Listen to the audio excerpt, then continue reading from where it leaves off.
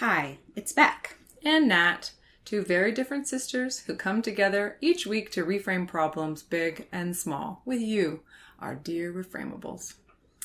And why do we call you such a term of endearment? Because we are all in the process of reframing and being reframed. Dum dum dum dum dum dum dum dum dum dum dum dum dum dum dum dum dum dum afraid dum dum dum dum dum. So this week we are reframing growth for our last episode of our summer series list episodes. Which order do you put those words in? So how are you feeling, Nat? Just check in with me about growth as you are really beginning a whole new way of life. Yeah, I am. For those of you who don't know, I have just finished leaving a career 20 years long of teaching in the high school setting. So I am now working at a university, teaching Masters of Education students and guiding, so basically colleagues, along their path. And then at the same time, I'm doing this podcast and many other creative ventures with my sister. So I'm feeling really excited and a little bit, is it trepidatory? I think that's the word. That's what I'm feeling. So both Really, things. that's the word, is it? I in fact know that it's the word because I Googled it last night just to make sure. Trepidatory. Yeah. And that's what I'm feeling. I am feeling a little bit of both. I mean, I think it's super interesting that with my students, these are adults who are going after learning. Okay, so these are people who are like established in their careers. These are vice principals and principals who are going after their master's degrees because they want to keep growing as learners. And in education, we use this language of lifelong learning almost so much that it becomes a bit tropey and cheesy. But I feel like I'm with my students doing that like in a really not cliched way now. Like I really truly am learning about myself and growing by trying something so new, which is to actually like embark on basically a brand new career at 43. So I'm feeling really excited, but a little nervous. And trepidatory. Exactly. How about you? I think I'm trying to figure out where to put my growing focus. Okay. For this next fall period. Because we were deciding that you grow. What are our seasons of growth? New Year's sometimes. Like in the calendar of growth. In the growth calendar. In the colonial calendar of growth.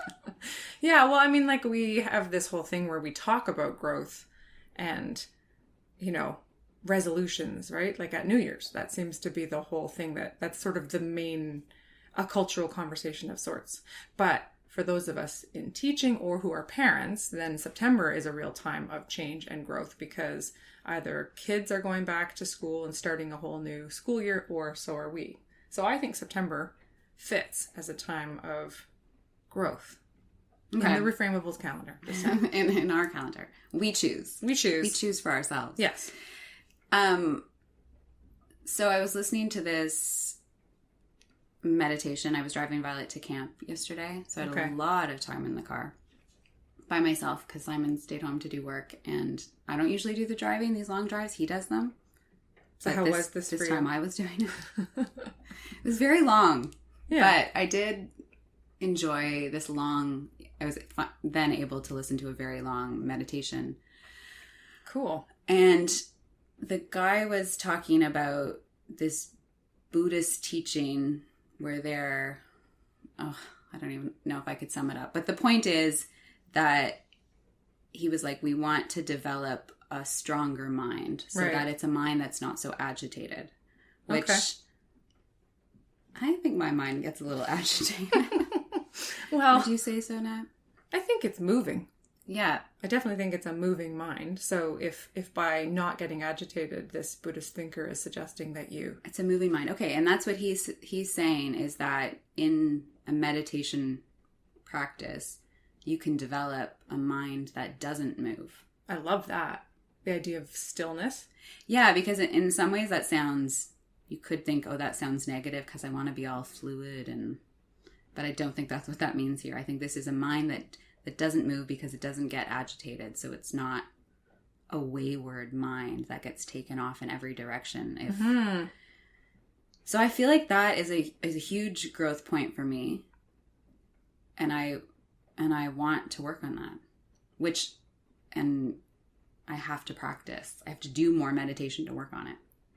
I love that. First of all, I'm going to tease you just for a second, because I think one of the first times I talked about meditation on here, I did talk about doing it in a car on the way up to work. And you started laughing like full on out loud because you were like, Natalie, how can you meditate and drive in traffic? I don't know if I said that. By the way, I wasn't meditating. I was just learning about meditation. Okay, so I stand by my point. I was not, although now I might disagree with, if I did say that, which you and did. I'm going to go back and listen. We're going to find it. I think I might disagree with myself now. I love that. Growth. I think that's brilliant. Okay. I'm not afraid to disagree with myself. I love that.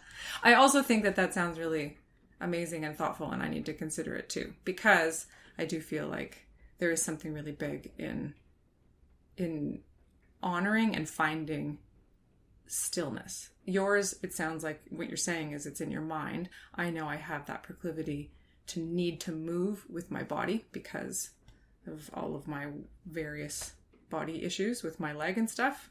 So I feel that inclination to move towards stillness because it's something that's a little harder. So that would feel like growth. I get that. But is there, so like, are we done now? Like, is this the episode over because we reach, like, is there anything else? Oh no, we have many more things. But is there is there a problem we're reframing to the end of this episode? Oh, well, I guess I would say that we are reframing what growth can look like in a season. So is the problem, how do I go into this September new and really like honoring what growth looks like for me now? That's my not interpretation. Criticizing ourselves for where we still need to grow. Absolutely. Yeah. Because I could say to myself, Beck, you're so terrible that you don't have a still mind yet, or that your mind tends to move so crazy. Well, and I would want to interrupt that and go, let's not use the word crazy, because that's a really loaded word. Yes. And also, I would, say that let's reframe any of that kind of energy where we start to think negatively around growth, as opposed to just inherently seeing it as a good thing, that we're engaging with it at all. Mm-hmm. I think you said we're examining ourselves at all, that we're... Yes. Mm-hmm. Yeah.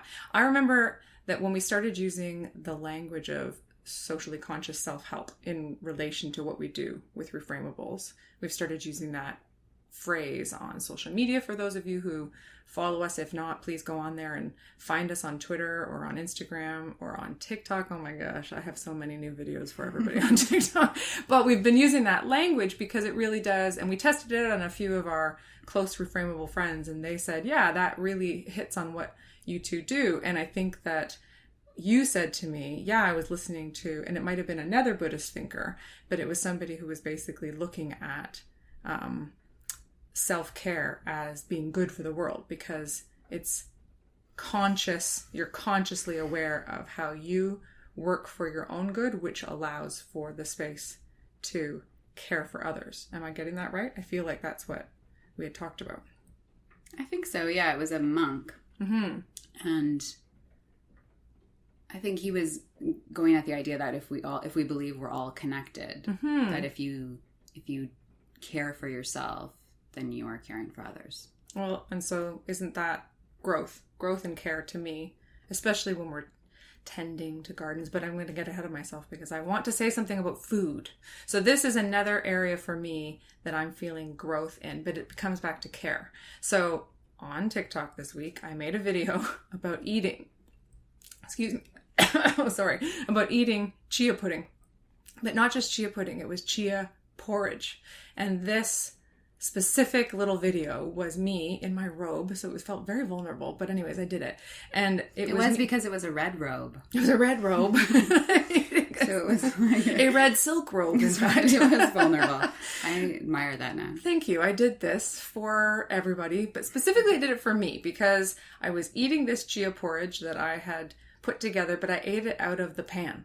And my little message, my reframing message was, I think if we start our days showing ourselves care, and for me this was eating something only I wanted to eat in the house, so I made it just for me in like a little personal pan, and then I didn't even put it in like a pretty glass and need to sort of set it up for an Instagram shot. Like it was just, I'm going to eat this, and I'm going to eat it while it's still warm and perfect out of this silly little pot. And it felt very honoring of myself. It felt really like this is a moment of growth and care because it was just for me, but it now made me a healthier, happier human to live with for the rest of that day. And then hopefully I could bring that out into the world. And food metaphor, chia seeds grow. They're expansive. Yeah, they expand, right? Mm-hmm. That's the whole point of them, is that they, well, I don't know if it's the point of them, but anyways, it's one of the reasons why we like eating them. Point of them. It's the point of them. Is that we stick them in something liquid and then they grow and expand. So, life metaphor wrapped up in a seed. What better way to move through and reframe? Also, did you feel a bit beast-like just eating however you damn wanted? I would never have used the word beast, no. But sometimes your thought prompts are good for me because now I'm going, was I?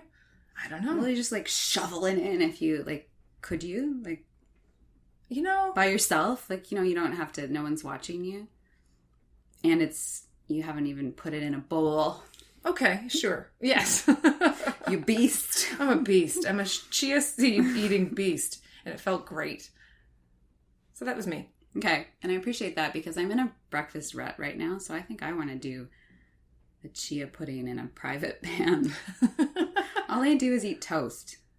Well, it's a nice option. Okay, thank you.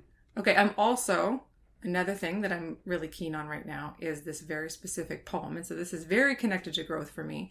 It's a poem by Emily Dickinson. And there's a line in it specifically called, where she has written, "To be a flower is profound responsibility." So I think that whole line is growth to me. Tell me more. Okay. So I really thought this one through because I knew when I chose it at one time, and I had talked about it with you, I was getting really excited and I wasn't watching your eyes like get excited with me. And so I was thinking, I'm going to have to like prove this one. Well, so this is me. Yeah, no, I love the line and it just makes me ponder, which as she does make us ponder. Okay. That's a good way of putting it. So, but she says, she starts that phrase off with "to be a flower," right? To be. And to me, that line right there, those two words, "to be," is something that is all about growth. Because as I've already just said, I am really focused on doing. So it would be a very Natalie way to be in the world would be to do this next thing. Whereas to be feels really new. And I'm going to have to like work on that.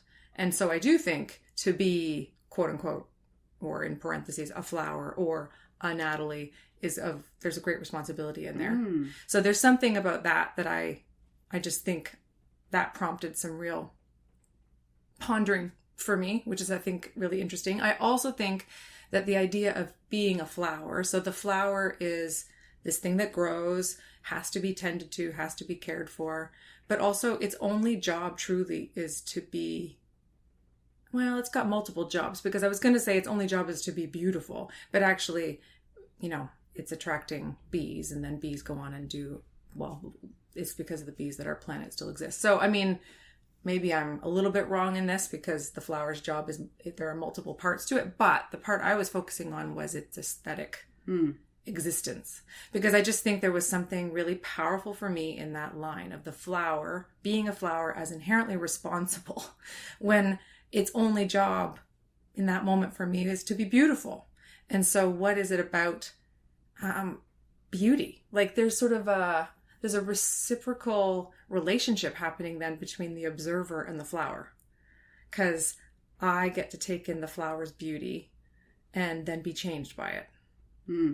And so that just feels like the flower is doing something for me just as much as I tend to it as the carer.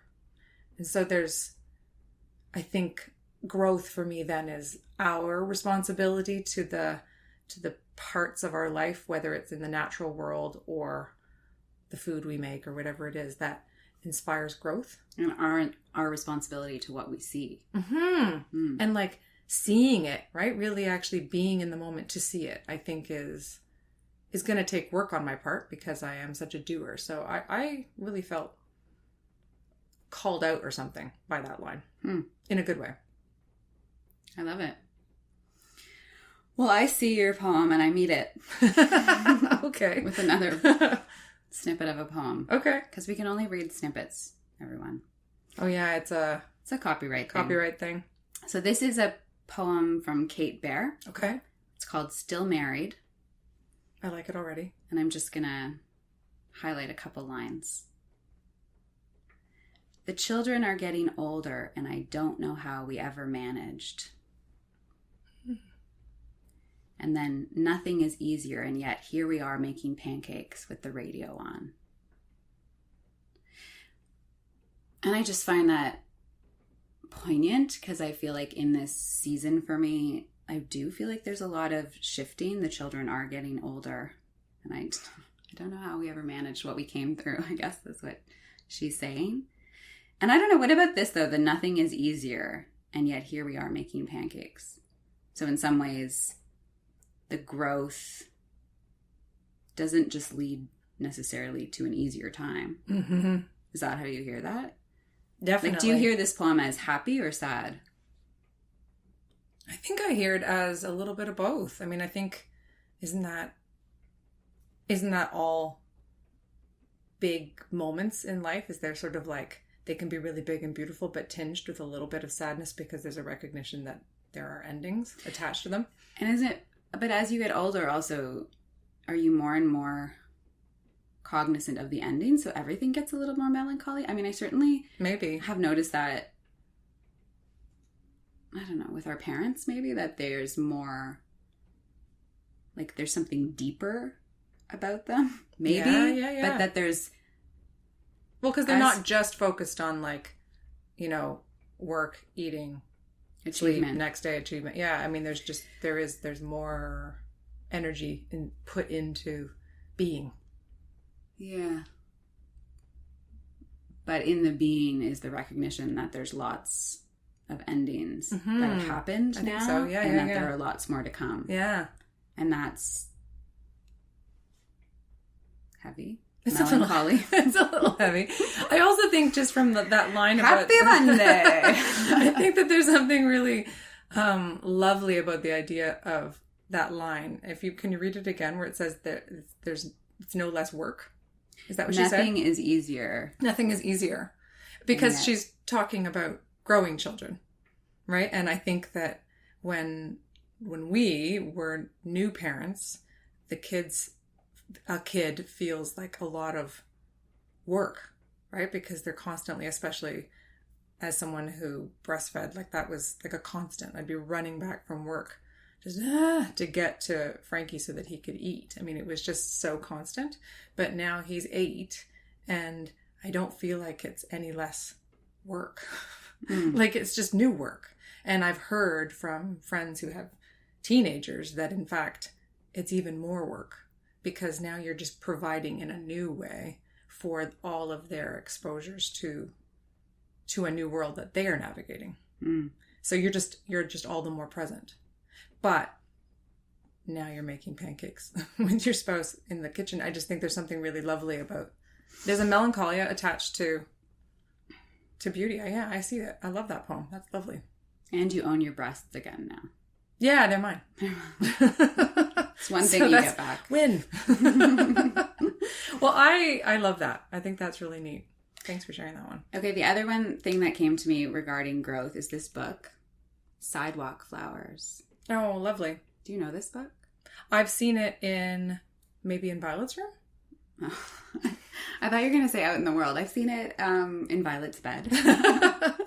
It's by John Arno Lawson and Sydney Smith. And it's just a really simple, beautiful book. And this distracted father and this daughter go walking through the streets, and she's collecting flowers. And then she starts giving the flowers out to a dog, to a homeless person. And they don't necessarily notice the flowers, but you sort of sense that everyone is receiving these flowers as gifts, or that everyone's going to be changed by these flowers. That is the sense of the book. I really love that. I don't think I've seen the book in the room, but I don't think I've ever gone through it in detail like that. That's wonderful. Mm-hmm. I mean, I'm going to bore people with every time that I've talked about on this podcast about Emmanuel Levinas, that philosopher who I love, who talks about gift. Shut up. But that idea of gift as being something that can be given and not necessarily received, but there's the gift and the giving. And yet both parties are still changed. Yeah, that's essentially what the book is. It's as if the author and the illustrator knew that philosopher, not. Yeah, maybe they did. And, the other thing about it, there's no words. So it's completely images. Ooh. All told through visual. That's lovely. Yes. Well, I really love that. And I will say that I can meet your picture book with another visual cue. And for me, it's in my bathing suit bottoms. So this summer, I treated myself to a new bathing suit, and I ordered it from a company called Left on Friday. And my gosh, I wish they were a partner and were sponsoring us with many fancy new bathing suits, but they're not. But anyways, I'll give them this promo because they are designed in Vancouver, so there's a Canadian kind of component to them. But I ordered the high bottoms. So it's like a bathing suit that's, a little two-piece or whatever thing, but the bottoms are super high. And it means that like high at the leg and then high at the waist. So like they actually cover my belly button. And so it's a really modern, trendy look that was new for me. So that was growth, just even going down this road and trying out this bathing suit. But what's so interesting is that I feel like I'm growing. This summer specifically, I feel like I have grown in my ability to accept and not be so angry at my chronic condition with my leg. So again, for those who don't know me really well, I have shared on this podcast before that 10 years ago, I had a blood clot gone wrong in my leg. And after various surgeries and hospitalizations and a whole lot of scary near death, I have made it out on the other side, but I am left with a condition where I end up having to wear a compression sock all the time because of the swelling that is constantly happening in my leg. So it is a real source of stress. And summer, I have said this before on the show, that summer hasn't been my favorite season. Mm. And so because I have to show my sock, first of all, so that feels very vulnerable. And also it's just uncomfortable and itchy and all those things. But there's something about having just kind of those bathing suit bottoms, weirdly, have become like a thing in my mind. They're like a symbolic item of something that makes me feel beautiful in spite or maybe even because of embracing another part of my same body part that's in pain, which is my leg. But I'm also tall. And you've commented before, but Nat, you get to be so tall and wear long skirts and look all flowy. Well, that's what I feel like I've done with these bathing suit bottoms, is I've worn something that accentuates my height. And that felt very empowering, and some serious personal growth was happening, that I was not so angry at my leg.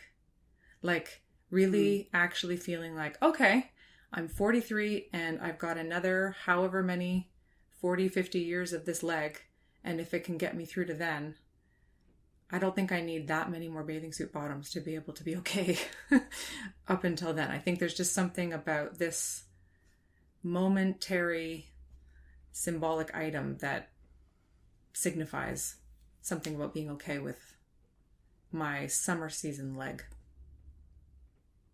And it's okay if that doesn't totally translate to somebody else listening. Like, I think that's maybe part of coming up with these like symbolic items that signify our own personal growth. Do you know what I'm saying? Oh, like, yeah, I think that. Like, I'm sure not everything we say has a direct application to other people, but the general conversation around how do we grow? What do we need to grow? How do we accept our personal journeys, our personal suffering? Yeah. Like, I think that's cool that you found. I'm really picturing you wearing that bathing suit at 80 right now. And just you walking on the beach going, this is my item. This is my item. It's taken me here. Yeah. So, yeah, Nat. Did I surprise you with that one? No, do I seem surprised? No, I don't know. I'm just curious. I love it. I love that. I think anytime you're able to find more peace and joy, I'm delighted. Oh, thanks, Beck. Yeah. So if that, like, whatever the thing is, I mean, I'm not like, whatever the bathing suit, I don't get that. No, I do. I love that bathing suit. So I totally agree. Cool. So we went through our own personal moment. Yeah. That we're going forward with, and then some poems, some chia pudding, sidewalk flowers, Natalie's bathing suit bottoms. Do you want to sum us up here, Nat? What's our takeaway? I think our takeaway is that fundamentally we understand that growth is uncomfortable. But in that discomfort, the reframe would be to grow through to the other side of that discomfort and either embrace what that discomfort has taught us, what we learn, continue to learn through it, and also the desire to sit in the growth and then move forward. That, I feel like, is something we can all get behind. And maybe bring an item with you on the journey. On the journey. I love that. Yeah, exactly. You know what I'm doing right now? What? I'm designing a necklace. Oh. And the necklace... Oh, I say that like I don't know, but I do know. I'm designing a necklace, Rebecca, that says reframe. And that necklace is going to be something that we're going to put out there into the world for our dear Reframeables, so that people can actually have an item that they could wear and remember that sort of growth mindset. Again, another educational term that's a bit overused, but no, we're owning it. I'm gonna... Growth mindset is an educational term that's overused? Well, I mean, it's used a lot. I feel like I would hear that in coaching. I would hear that everywhere, right? Yeah.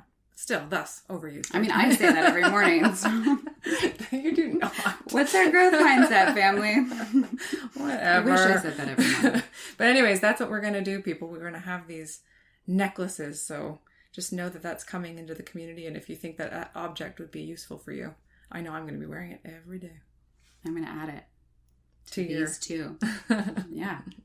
I love you back. Love you. Dum dum dum dum dum dum dum dum dum dum dum dum dum dum dum dum.